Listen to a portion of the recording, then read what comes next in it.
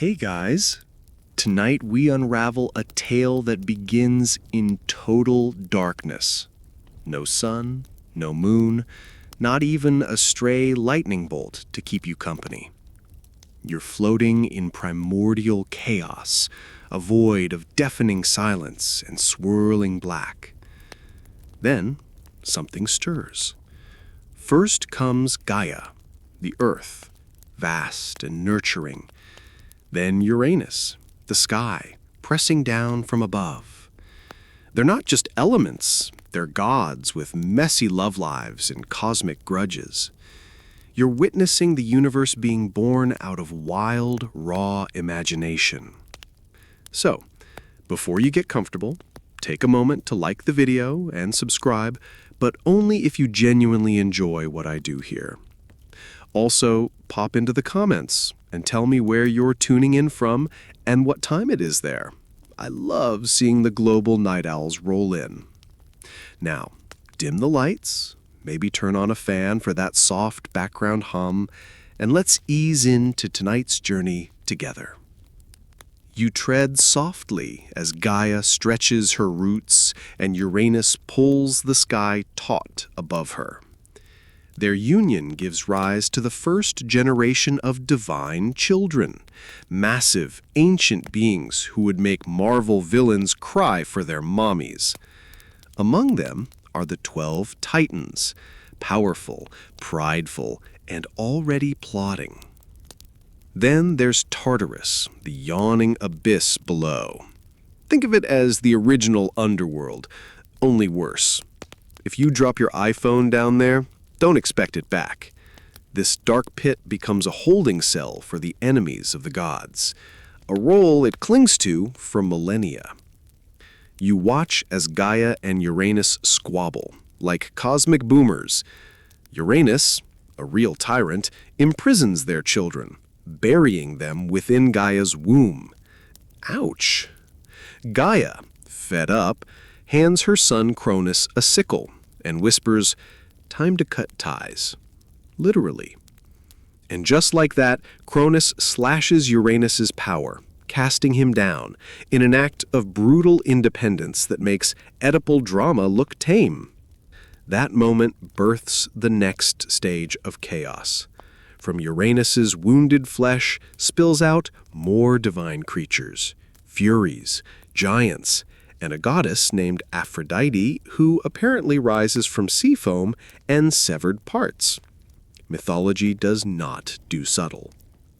Cronus takes the throne like an ancient Elon Musk, ambitious, strategic, and seriously paranoid. Having overthrown his dad, he's haunted by a prophecy. One of his kids will overthrow him too. You'd think he'd break the cycle, maybe start a daddy dance day. Nope. He swallows each newborn whole like an Olympic speed eater. Hestia, Demeter, Hera, Hades, and Poseidon all vanish into his digestive tract. Here's the kicker. Rhea, Cronus's wife, and sister, don't ask, is over it. When baby Zeus is born, she hides him in a cave on Crete and hands Cronus a rock wrapped in swaddling cloth. Cronus gulps it down like it's organic. Nice. Fun fact, historians still argue whether the Titans symbolize real societal shifts in early Greek consciousness, tribal matriarchies giving way to patriarchal structures, or maybe they just like telling stories with sky battles and vomit metaphors. Also, fringe tidbit incoming, that cave in Crete where Zeus was hidden, local legends claim bees protected him there. Yes, ancient celestial babysitters with stripes. Try putting that in a Disney pitch. As you lie here, cocooned under your blanket, the universe is only beginning to form. Titans clash, chaos simmers, and prophecies linger in the background like eerie elevator music. You're about to meet the rebellious spark who upends it all, and he's sharpening lightning bolts as we speak. You stand at the edge of time, as Kronos holds the divine reins. The Titan god of time isn't ticking gently like your alarm clock. He's devouring his children to stop destiny itself. And yes, it's every bit as disturbing as it sounds. You're witnessing an era where paranoia rules from atop Mount Othrys, the Titan's majestic but temporary seat of power. Kronos, despite wielding the sickle that sliced his own father, isn't exactly the hero of the story. He governs with fear, keeping his siblings in check and his belly full of kids who might challenge him someday. You'd think he'd learn a little parenting from Zeus later on, but no. Kronos is the type who chews his problems instead of confronting them. Meanwhile, Earth groans under the weight of injustice. Rhea, his wife, still a little salty over the whole child-devouring thing, plots her revenge. She sneaks off to deliver baby Zeus in secret, cleverly swapping him with a swaddled stone, which Kronos, in his tyrant rage, gulps down without question. You're nodding along like, classic mistake, my guy. As Zeus grows in a quiet cave, nurtured by nymphs and maybe a goat named Amalthea, whose horn becomes the cornucopia, by the way, the storm brews. And here comes your first scholarly debate. Historians still argue whether the Titans were interpreted as natural forces, raw elements that humanity needed to tame, or merely metaphorical stand-ins for early political shifts. Makes you wonder what your toaster symbolizes. Eventually, Zeus reaches Titan-sized maturity, and he's not sending polite emails. He storms into Kronos' palace, poisons him, or uses some divine emetic, details vary, and out pop the swallowed siblings, fully grown and deeply traumatized. It's like Kronos had them saved on a godly USB stick. Weirdly efficient. Now comes the war, Titanomachy, the original celestial family feud with thunderbolts, earthquakes, and sibling alliances.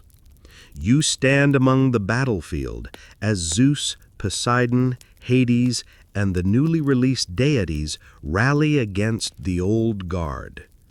Titans like Atlas and Hyperion fight back with unimaginable power. But Zeus has a few cheat codes.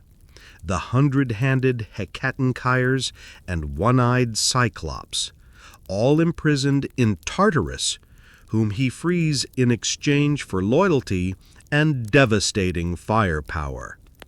Fun fact to slip into a dinner party? The Cyclops are said to have gifted Zeus his lightning bolts. So if you're ever blaming the weather, send your curses directly to them. As you hover above the chaos, you witness 10 bloody years of supernatural warfare. Mountains crumble, oceans rise, the sky itself might be screaming. And in the end, the Olympians win. But they don't just banish the Titans. They imprison them in Tartarus, guarded forevermore by creatures with way too many hands for any single handshake. Here's the quirky fringe tidbit. Atlas, the Titan who fought fiercely and refused surrender, isn't thrown into Tartarus.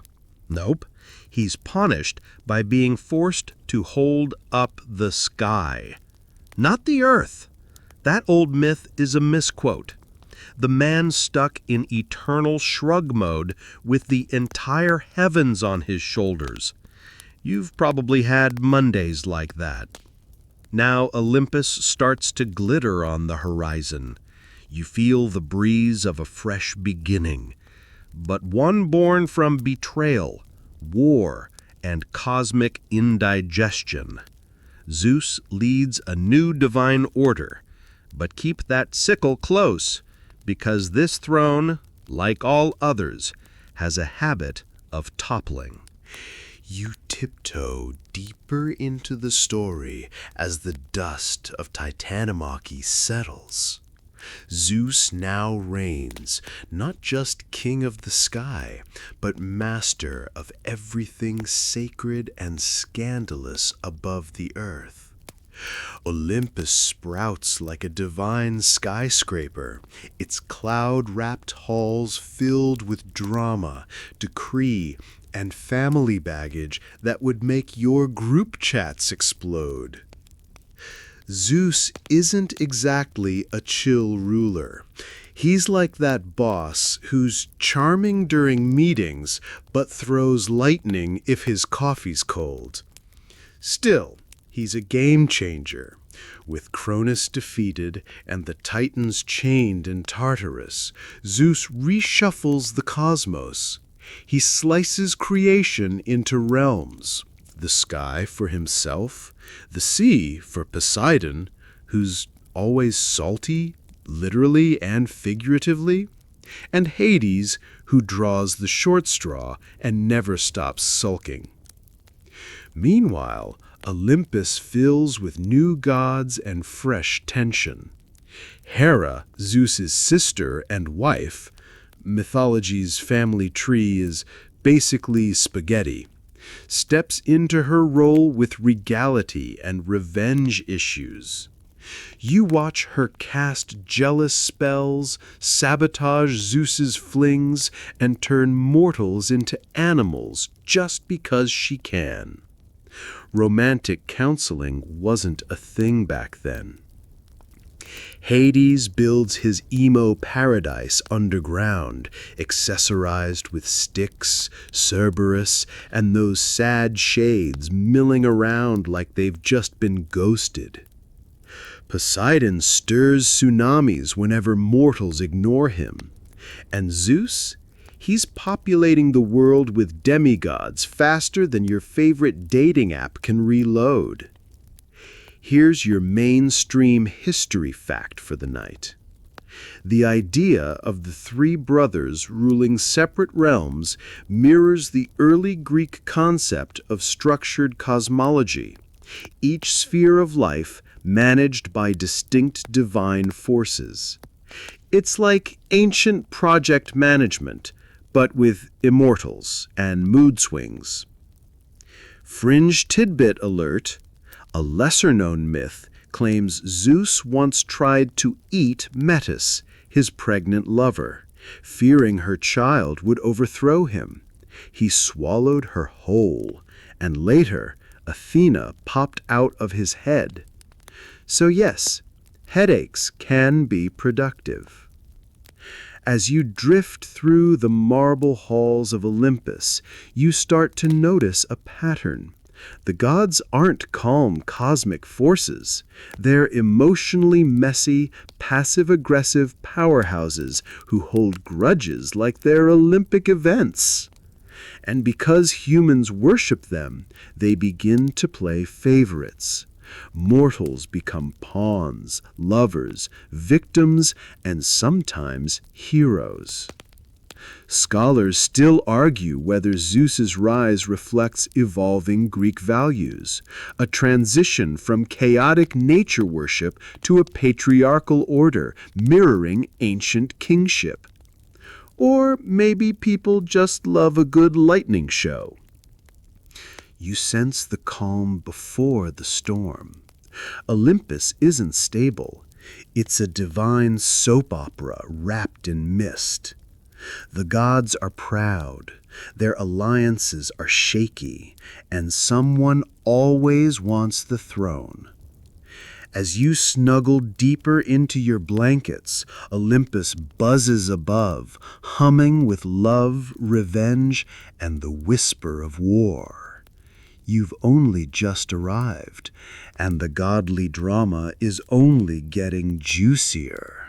You sit cross-legged on the edge of a cloud, watching Zeus carve order from chaos, like he's editing the ultimate cosmic screenplay. No more sickle-slinging dads or imprisoned siblings.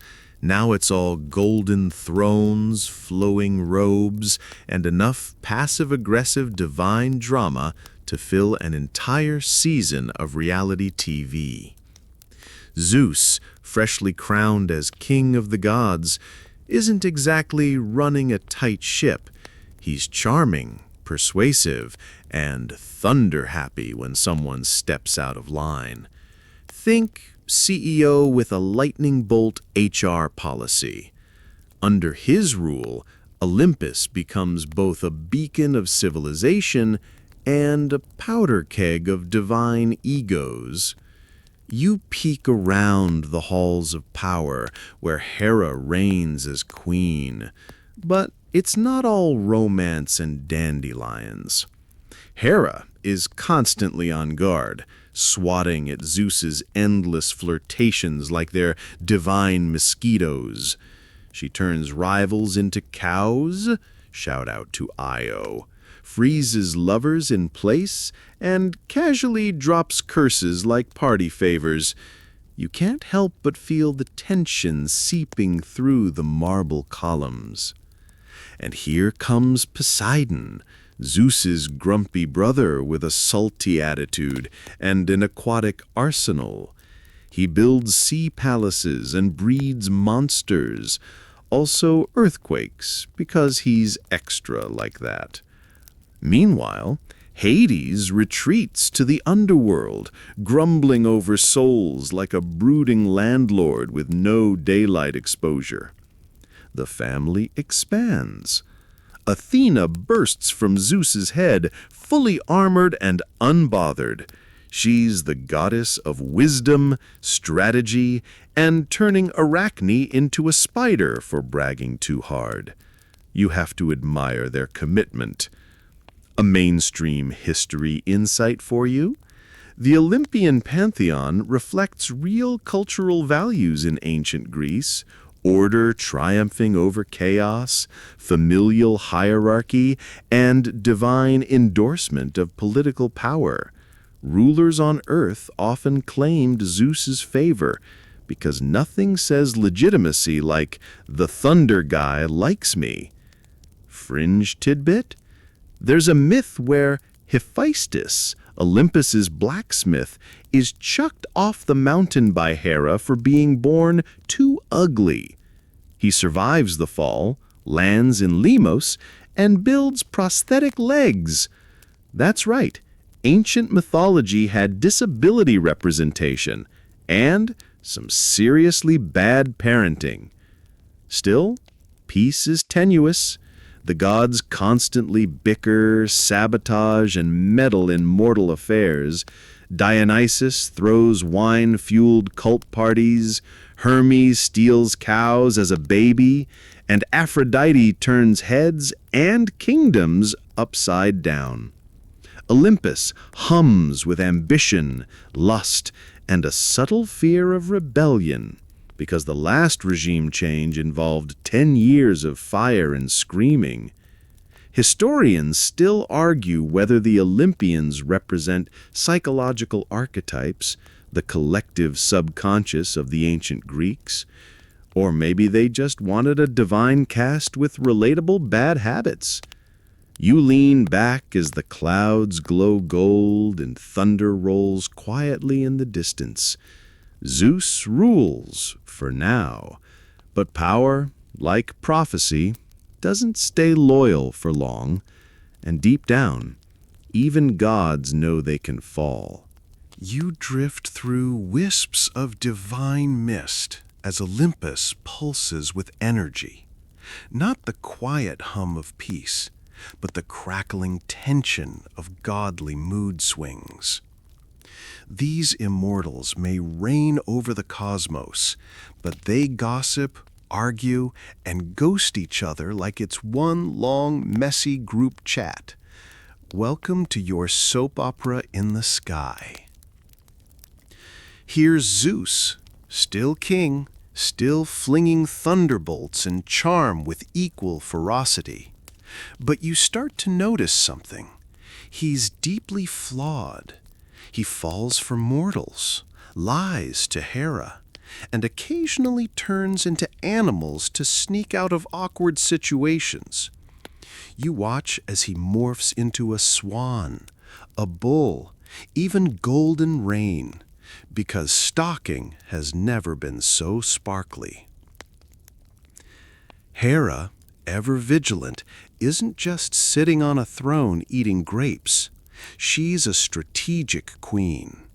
When Zeus cheats, which is basically a weekly forecast, she lashes out. Her fury isn't just romantic, it's politically motivated. She turns innocent lovers into monsters, curses their children, and twists fate itself. You learn quickly, Olympus is not a safe space. Athena, wise and self-controlled, might seem above the fray, but she's got her own streak of cold vengeance. Remember poor Medusa? Once a beautiful priestess, she's transformed into a snake-haired petrifier after a temple scandal, because sacred places and godly reputations demand brutal PR moves. Meanwhile, Apollo, the golden boy of music, prophecy, and moodiness, slays monsters by day and writes sad poetry by night. He falls in love constantly, but often gets rejected. You lean back as Daphne literally turns into a tree to escape him. Yeah, talk about ghosting with commitment. Your mainstream history moment, ancient Greek plays and poetry often portrayed gods as flawed beings, mimicking human struggles and social norms. They weren't distant entities. They were dramatic, impulsive, and deeply relatable. You weren't praying to perfection. You were negotiating with chaos.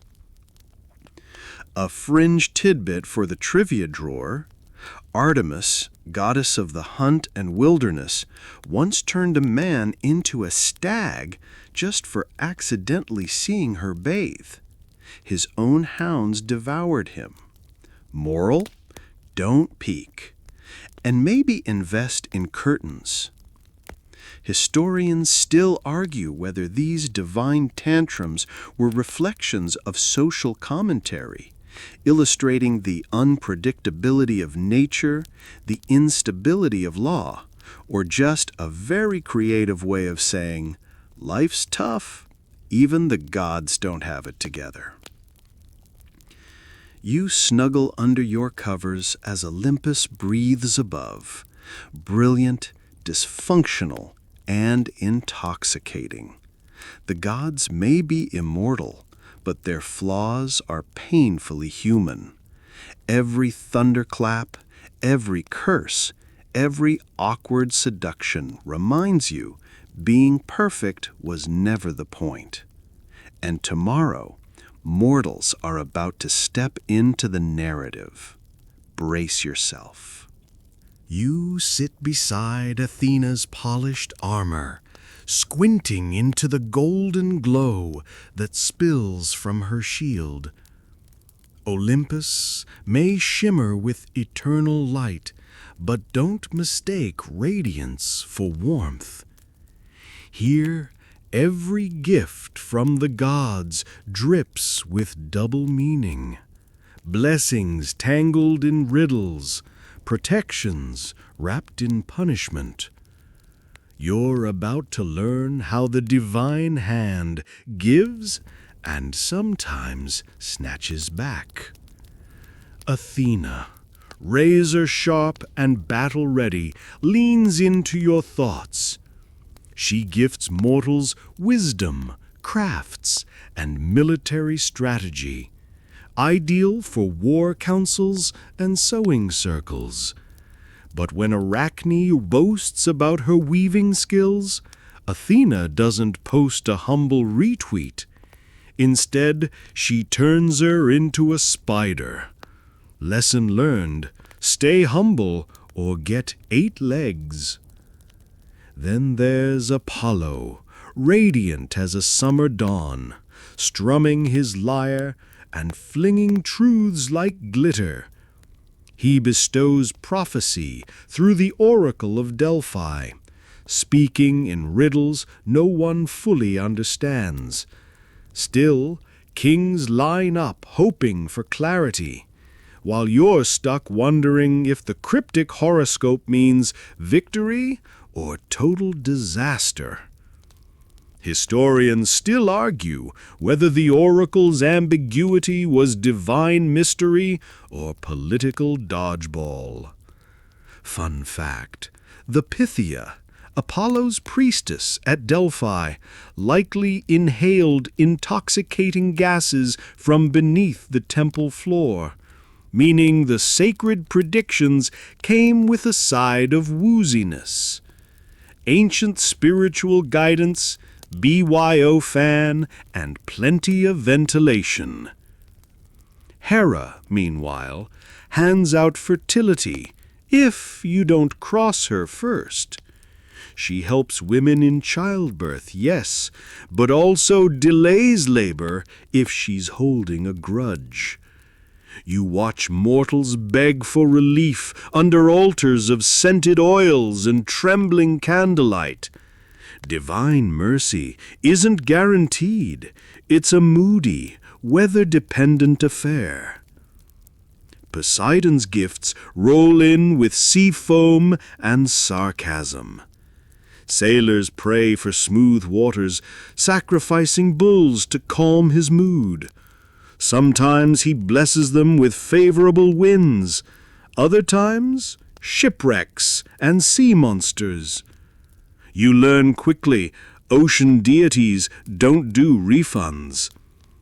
Then there's Artemis, handing hunters precision and wild independence. She protects maidens and punishes any hint of impropriety. Catch her in the wrong mood and you'll be transformed or extinguished. She once made a king's daughters dance to death. Talk about overkill at the talent show. Your mainstream history hit. Greek rituals often involved votive offerings, tiny clay limbs, animal sacrifices, handmade charms intended to curry divine favor. The gods were transactional. You paid up, hoped for grace, and crossed fingers they weren't binge-watching Olympus drama that day. Quirky side note: the Greeks believed certain plants were sacred to each god. Aphrodite had myrtle and roses, Zeus had oak. Touch the wrong leaf in the wrong grove, and boom, instant punishment. Nature walks were basically divine obstacle courses. You notice every god offers tools, gifts you can use to build, survive, succeed. But each blessing carries weight, consequence, and the fine print of mythological risk. You don't just receive divine power, you inherit divine pressure. Scholars still debate whether these myths were cautionary tales, moral maps, or just epic allegories. Whatever the truth, you're now walking a tightrope between awe and anxiety. The gods give, but they never give freely, and sometimes their favor feels just a heartbeat away from a curse. So hold your torch steady. The next part of the story, you'll need every gift you've been granted. Monsters are awakening. You inch forward in the flickering candlelight of myth, heart pounding like a distant war drum. The gods aren't the only cosmic forces at play. Now come their terrifying pets, neglected cousins, and overly ambitious mortals with just enough courage to cause problems. Welcome to the land of monsters, quests, and glorious hero chaos. You feel the heat before you see it. A serpent with 9 heads, one hissing in your direction as the other 8 try to decide whether to roast you or eat you. Say hello to the Hydra, star of Hercules' second labor. Every time a head is chopped off, 2 more grow back. It's like battling a spreadsheet glitch that multiplies every time you fix it. Hercules, half god and whole trouble magnet, slogs through 12 gruesome trials, cleaning endless stables, catching man-eating horses, and stealing golden apples that come with a built-in dragon dog. You tip your hat to him. His journey is brutal, but each feat turns him into ancient Greece's ultimate action hero. Mainstream fact? These labors were probably symbolic of human mastery over nature and civilization's triumph over chaos, or just a list of the worst chores in history. You dodge past Medusa, her gaze still turning creepers into statues. Perseus gets the glory, but you're the one ducking petrification. Fun fact, Medusa wasn't always monstrous. Originally, she was a beautiful maiden punished for temple desecration.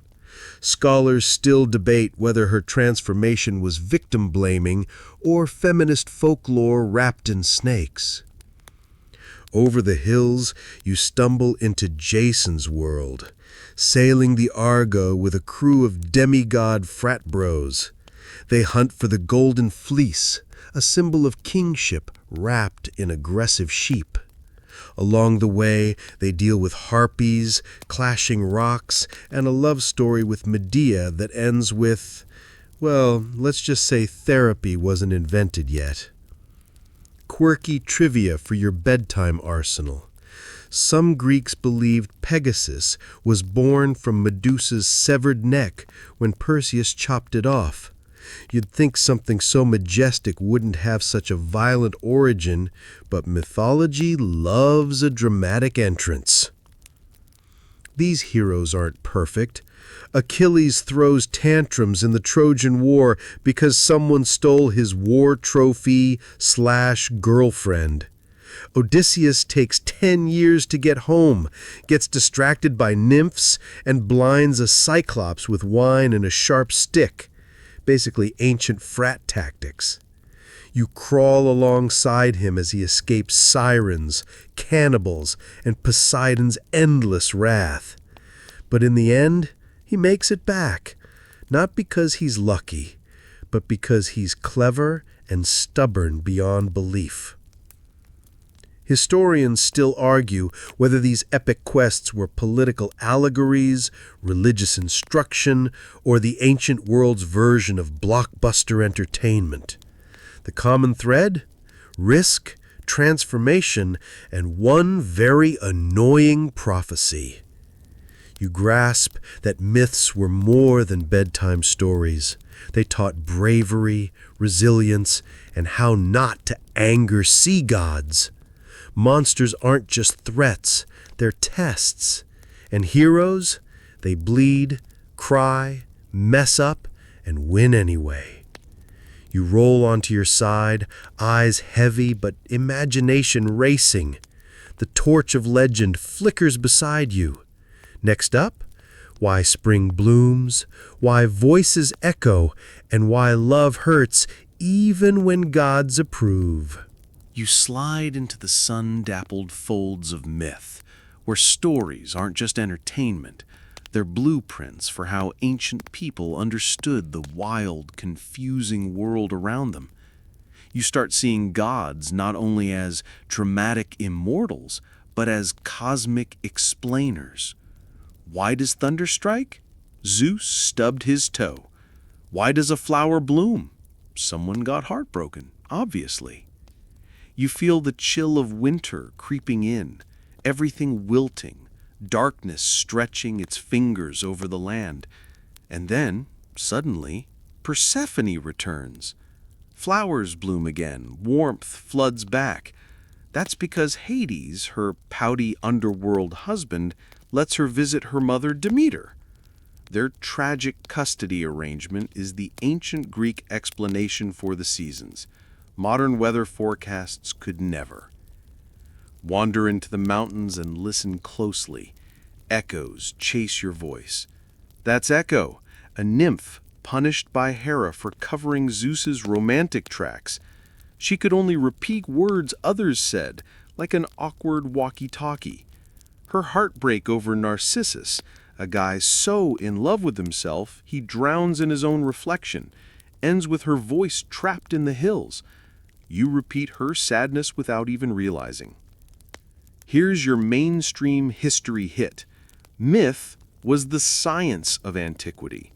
Without biology or meteorology, stories filled the gaps. Earthquakes? Poseidon's tantrums. Plagues? Apollo having a bad day. Explaining life meant weaving it into the gods' moods. Fringe fact alert, Greeks believed certain dreams came directly from the gods. Oniromancy, dream divination, was practiced in temples where you'd sleep, hoping for divine insight. Basically the original ASMR therapy, but with more snake imagery. Then there's love. Oh boy. You watch Eros aim arrows at unsuspecting hearts, sowing chaos in the name of passion. Psyche, a mortal woman, falls for him but must endure painful trials to prove her love. You follow her as she sorts a pile of grains, fetches deadly beauty cream, and risks everything for affection that defies divine rules. Spoiler, they get a happy ending, but only after a whole lot of emotional cardio. Scholars still argue whether these stories were moral fables or cultural mirrors. Did they teach you how to act, or just reflect the messiness of being human? Either way, you get it. Every myth holds meaning, tucked inside metaphors like lightning tucked in Zeus's pocket. The gods aren't distant anymore. They shape the wind, whisper through pomegranates, and trail behind your voice in rocky canyons. You aren't just hearing myth, you're living it, one poetic answer at a time. So take a breath. The myths have shown you why the world turns and trembles. But now, you will leave Olympus behind and walk the dusty streets of mortal Greece. You step out of myth and onto stone streets warmed by the Mediterranean sun. The chants and thunderclaps fade behind you. Now it's the clatter of sandals, the hiss of roasting fish, and the endless hum of mortal life. Welcome to ancient Greece, where temples rise and olives reign, and gods, though still revered, are worshipped with weary pragmatism. You pass terracotta rooftops and breathe in the aroma of thyme and garlic. You're not strolling through a Golden Age masterpiece. This Greece is earthy, imperfect, and bustling with daily grit. Farmers stoop over rocky soil, philosophers argue beside wells, and vendors shout prices over flies circling vats of pickled octopus. Religion persists, but it's less about thunderbolts, more about timing. You watch as offerings of bread, wine, and coins pile before Athena's statue at the Agora, hoping she'll bless the harvest, nudge a business deal, or keep the city's walls strong. Religion here isn't just belief, it's insurance against divine mood swings. Mainstream history moment. Most Greek cities practiced civic religion. Rites were woven into politics. Festivals like Panathenea honored Athena with parades, sacrifices, and poetry contests. You weren't just celebrating gods, you were reinforcing citizenship. Faith was part of your voting record. Fringe tidbit: in rural villages, Greeks sometimes used portable clay shrines, pocket temples essentially, for traveling priests or solo rituals. Divine access, now in travel size. But myth still lingers. You eavesdrop beneath an olive tree, where elders debate Homer's verses, some half believing Achilles was a real man. Historians still argue whether such heroes existed or if epics were stitched from oral tradition and regional pride. Either way, memory beats like a drum under every cobblestone. Social norms shimmer like heat waves. Men gather to philosophize, some at the gymnasium, others while pretending not to ogle at the public bath. Women manage homes, weave cloth, and in some regions own property, quiet empires inside domestic walls. Children recite myths alongside grammar. You hear one boy reciting Pandora's tale, nervously asking if he'll ever open a box that ruins his life. Might be too late. He's already on social media. You notice how prayer here is transactional. Not lofty speeches, but whispered bargains. Keep my sheep healthy, and I'll burn your favorite spice. Help my lawsuit, and I'll commission a mosaic of your smile. It's divine networking with zero ghosting. As the day ends, you glimpse the fading line between faith and folklore. The gods are no longer sky-shaking forces, but familiar faces, ones you whisper to before exams, curse during storms, and toast beside wine-soaked friends. This is no longer Olympus. It's gritty, sunburnt Greece, where myth breathes softly through market stalls and olive groves, less as commands, more as comfort. You squeeze into a narrow alley where linen flaps on crude lines above your head and sour steam rises from the gutters. Welcome to ancient Rome, bigger, bolder, and much less forgiving than Greece. You're not greeted by gods here. You're shoved aside by sweaty laborers, squinting bakers, and senators pretending not to see the poverty clinging to their sandals. The air tastes like ash, spice, and overcrowding. You jostle past vendors selling questionable sausages and wine that's mostly water. Rome may have aqueducts, temples, and mosaics, but don't let the grandeur fool you. Behind the golden facade lives the harsh hum of survival. You duck into a crowded insula, one of Rome's infamous multi-story apartment buildings. The walls creak, the ceilings sag.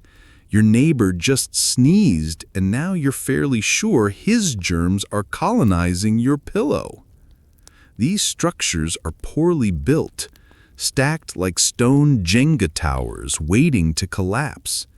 Fires break out with terrifying frequency. No elevators, no plumbing, just narrow stairs and the haunting echo of distant coughing. Mainstream fact? The city's population peaked around 1 million in the 2nd century CE, making ancient Rome one of the largest urban centers of its time. But most of its residents weren't senators sipping mulsum in marble courtyards. They were crowded into these death traps. Fringe tidbit? Some Romans paid boys to run ahead of them through narrow streets to shout, "Make way!" like very tired, barefoot sirens. Ancient VIP vibes. You notice the contrast. Gilded palaces and slums, mere blocks apart. Religion saturates daily life, not just rituals, but routine superstition. You rub a charm against your tunic and cross your fingers.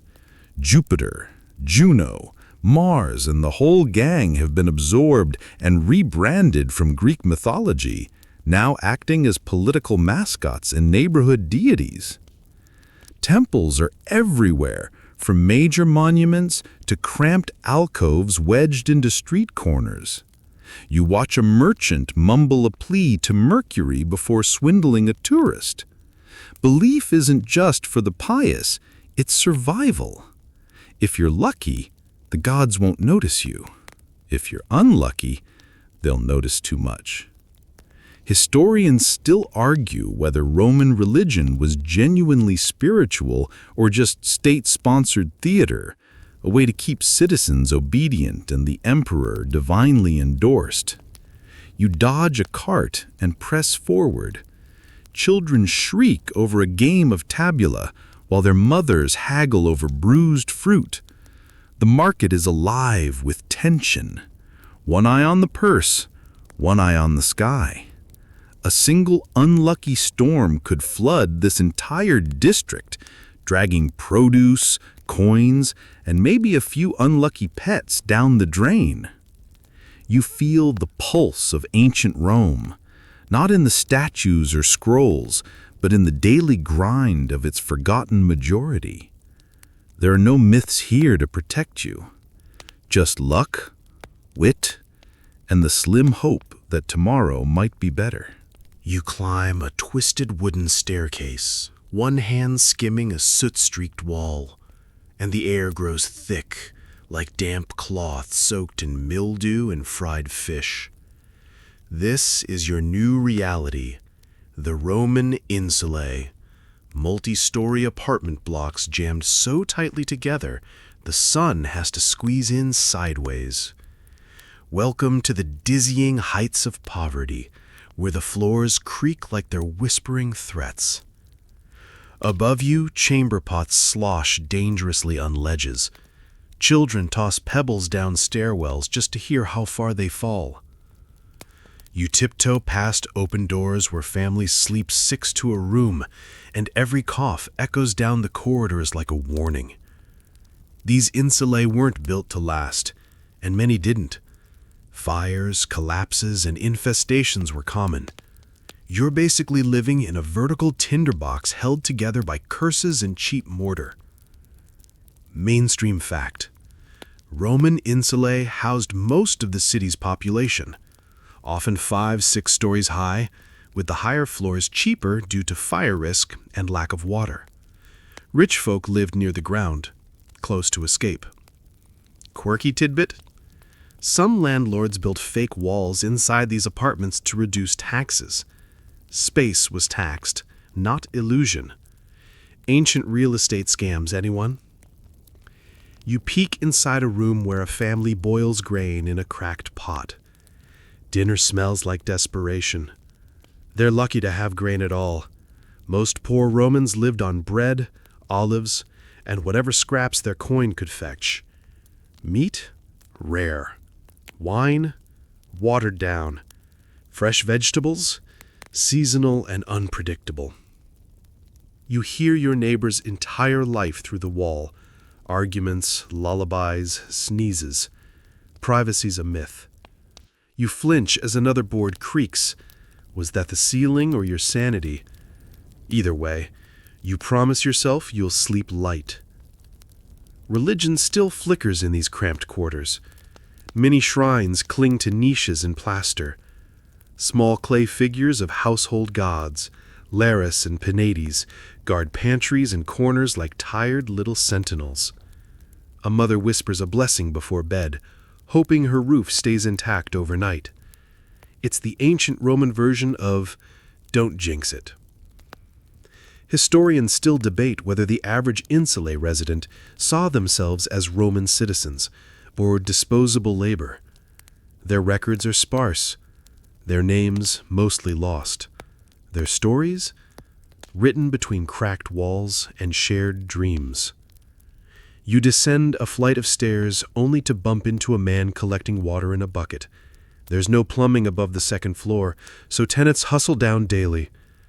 You notice the toll it takes: bent backs, blistered feet, the slow creeping wear of a life lived in constant endurance. Outside, you dodge a pile of broken tiles and step into the street again, grateful for fresh air, even if it smells like horse dung and roasted chestnuts. The insulae behind you creak ominously. They'll still be standing tomorrow, maybe.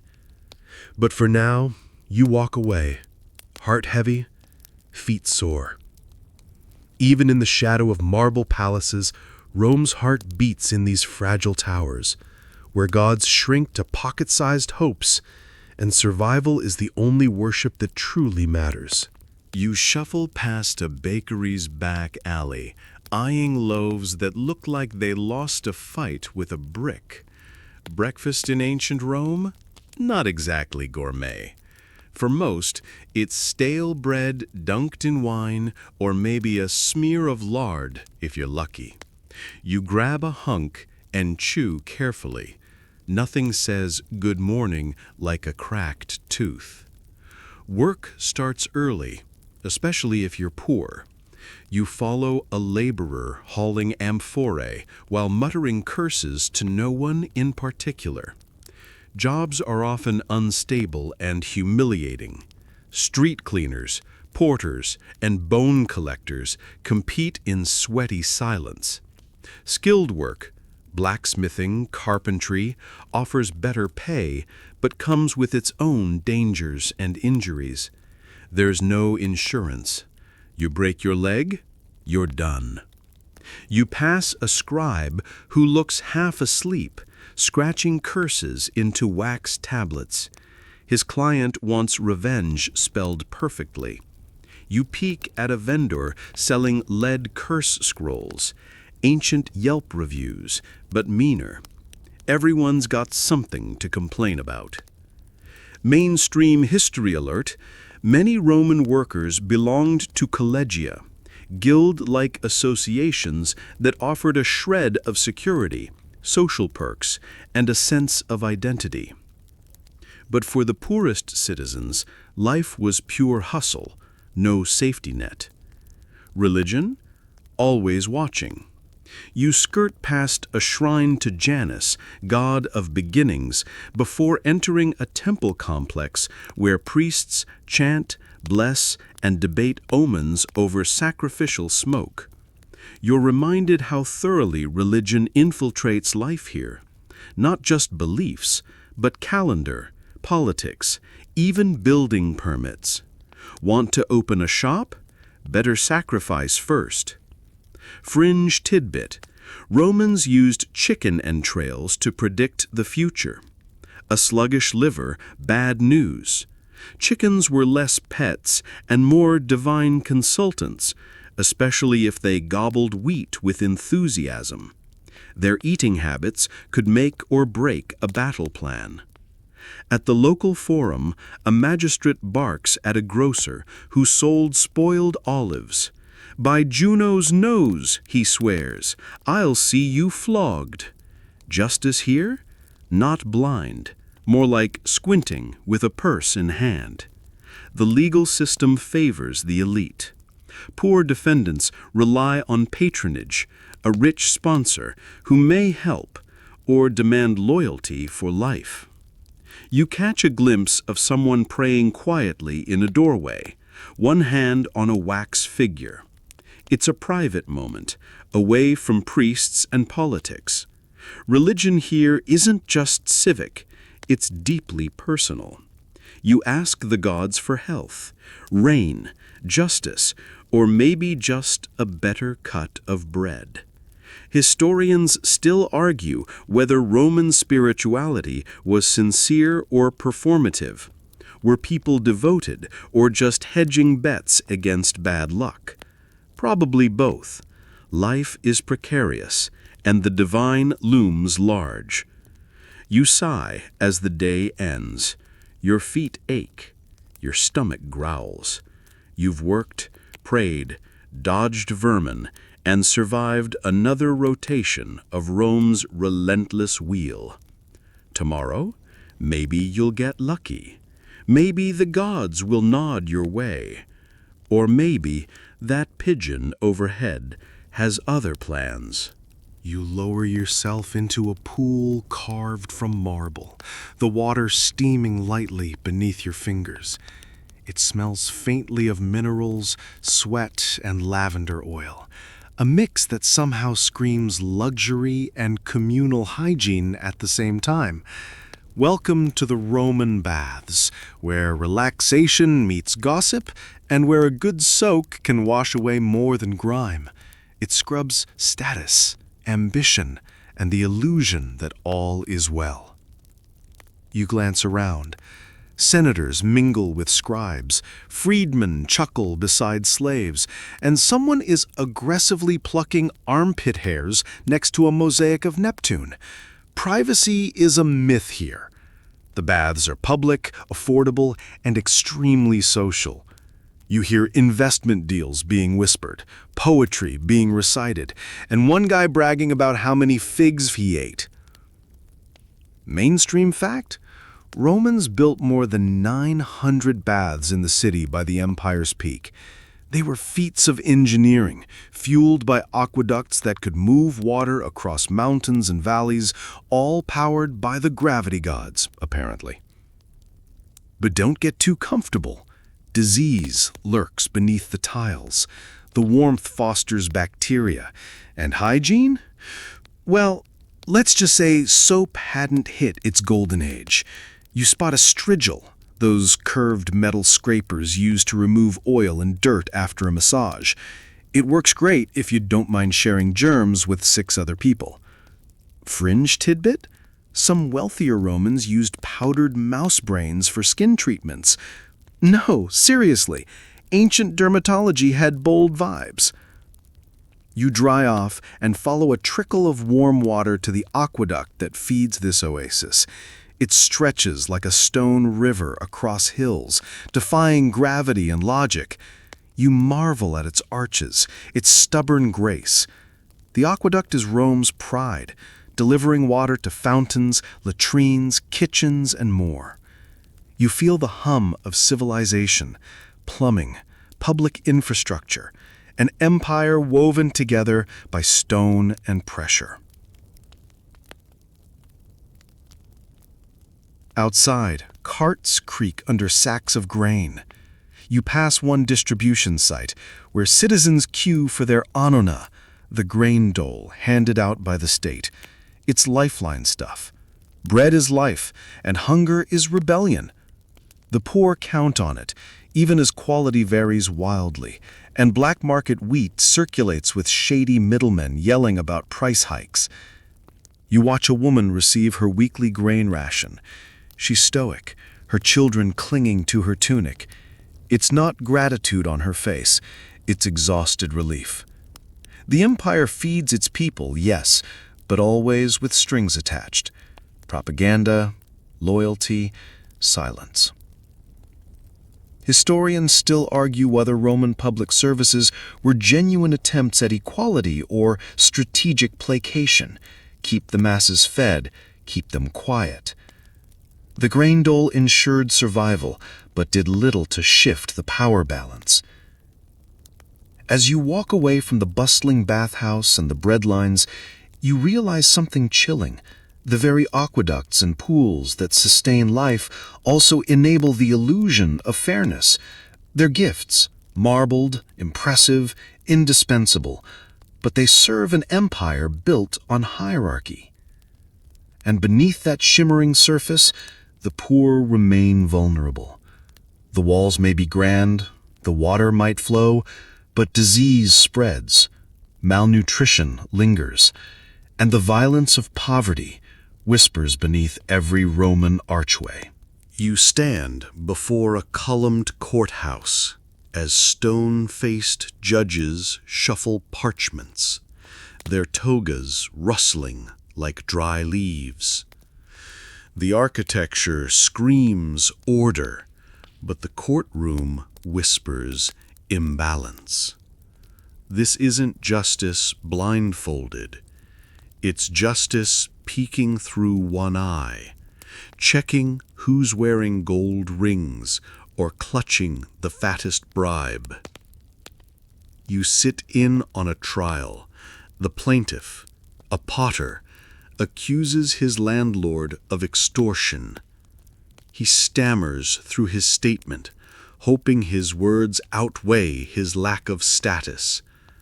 Across the aisle, the landlord smirks, backed by a patron, a powerful man who already nodded at the magistrate. The scales tip before the first question is asked. Mainstream fact: Roman courts were deeply influenced by class. While laws applied to all citizens, in practice, wealth and social clout mattered more than truth. Elite families often manipulated outcomes, and trial records show laughably short proceedings for poor defendants. Fringe tidbit: some citizens hired professional applauders to cheer during their speeches. Early crowd control psychology. Want the judge on your side? Bring your own hype squad. You watch the trial unravel.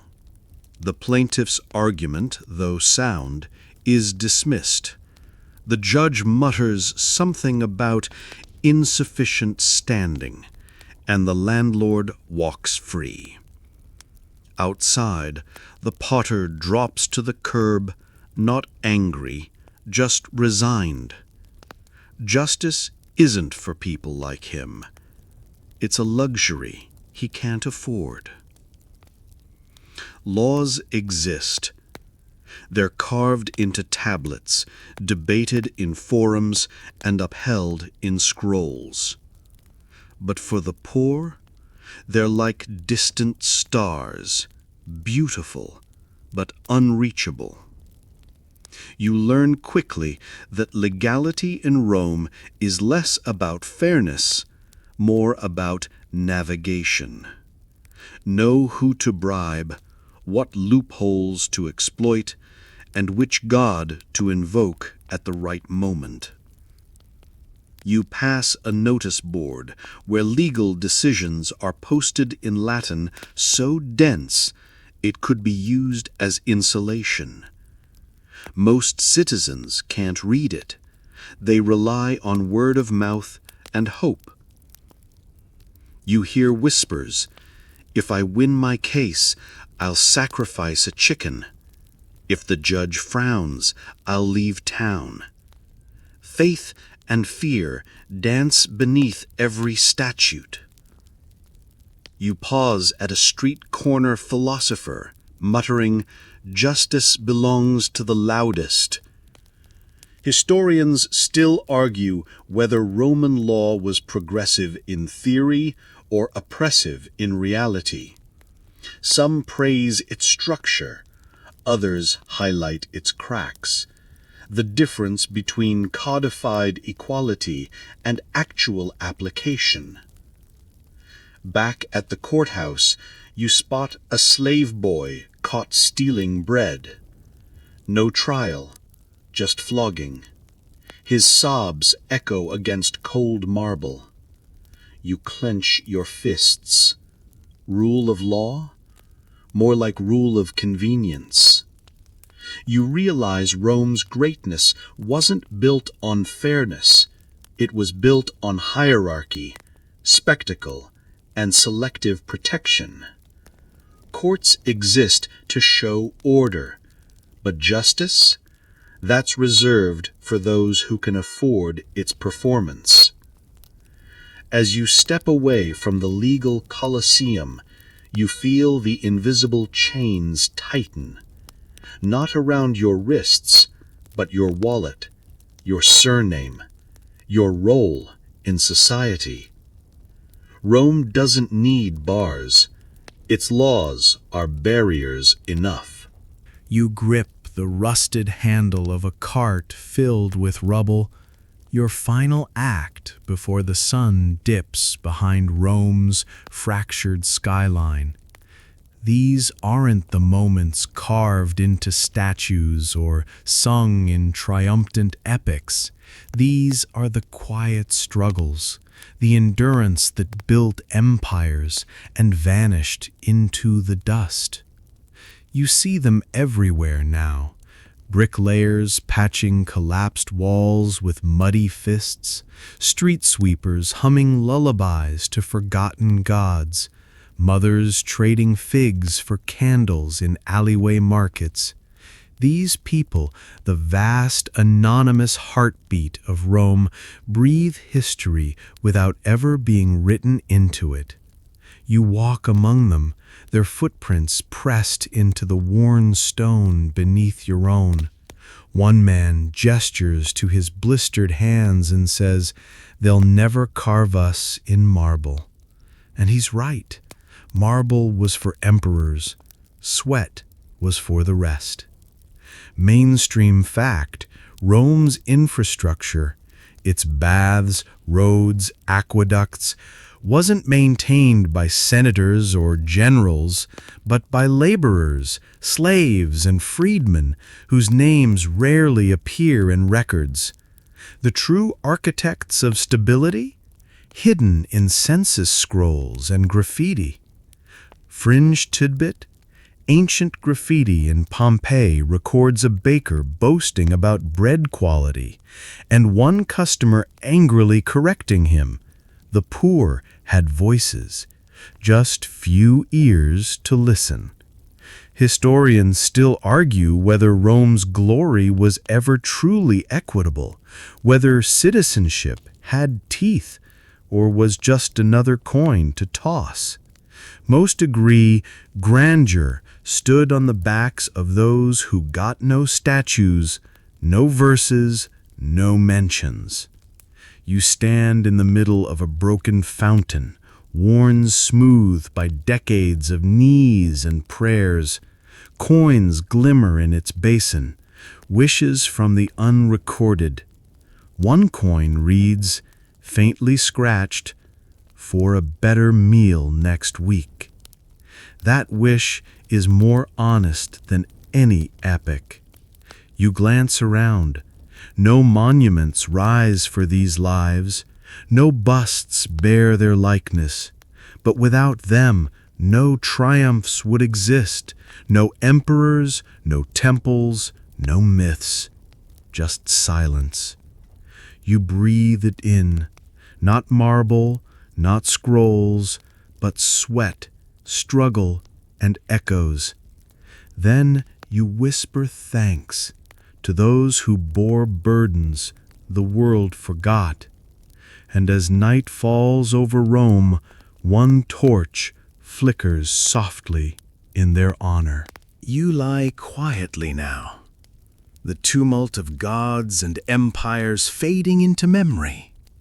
Each myth, each creaking Roman stairwell, a story etched gently in your chest. The rush of thunder, the ache of poverty, the whisper of Athena's breath over a battlefield. You felt it all. Now let it soften. The lights grow dim, the aqueduct trickles slow. Olympus drifts beyond the clouds, and Rome settles under its own weight.